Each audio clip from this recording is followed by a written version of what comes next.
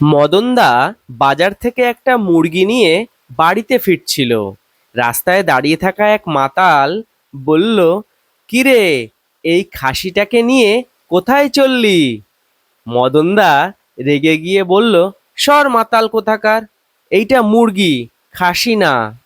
মাতাল জবাব দিল, বলল, আমি মুরগিকেই জিজ্ঞাসা করেছিলাম।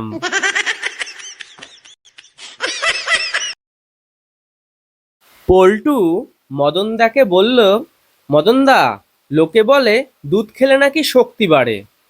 মদনদা বলল, ঠিকই তো, দুধ খেলে শক্তি তো বাড়েই। পল্টু বলল, ধুর, 5 গ্লাস দুধ খেয়ে কাল রাতে এই দেয়ালটাকে আধ ঘন্টা ধরে ধাক্কা দিয়েছিলাম, 1 ইঞ্চিও সরাতে পারলাম না। কিন্তু এখন 2 গ্লাস মদ খেয়ে আসলাম, দেখ, দেয়ালটা আমায় দেখে নিজেই কেমন ভয়ে কাঁপছে। Oh, no, no, no, no. Madan গেল পাত্রী দেখতে। পাত্রীর বাবা বলল, এই যে খোকা, তুমি মদ খাও নাকি? মদন বলল, না না আঙ্কেল, আপাতত চা হলেই চলবে।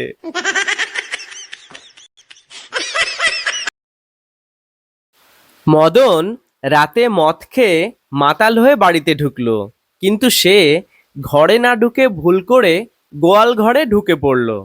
তারপর গরুর লেজ ধরে বলল, কি গো ময়নার মা, প্রতিদিন তুমি তো 2টি বেনি করো, আজ একটা বেনি কেন?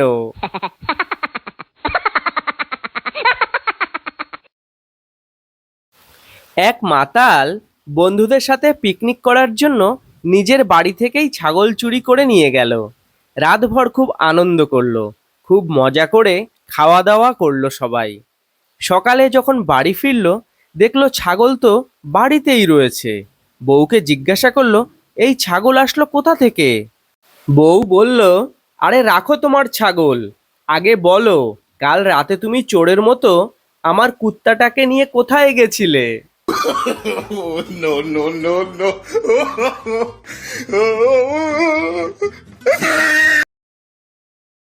এক মাতাল মদ খেতে খেতে চিৎকার করে কাঁদছিল। এই দেখে একজন জিজ্ঞাসা করলো, আরে, কাঁদছো কেন?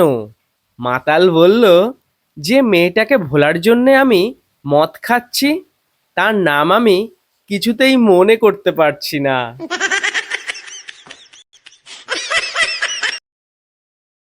দুই মাতাল একসাথে বসে মদ খাচ্ছিল। প্রথম মাতাল অন্য মাতালকে বলল, বন্ধু, তুই আর খাস না, এখনই কেমন যেন তোকে ঝাপসা দেখাচ্ছে, আরো যদি খাস তুই কিন্তু উধাও হয়ে যাবি।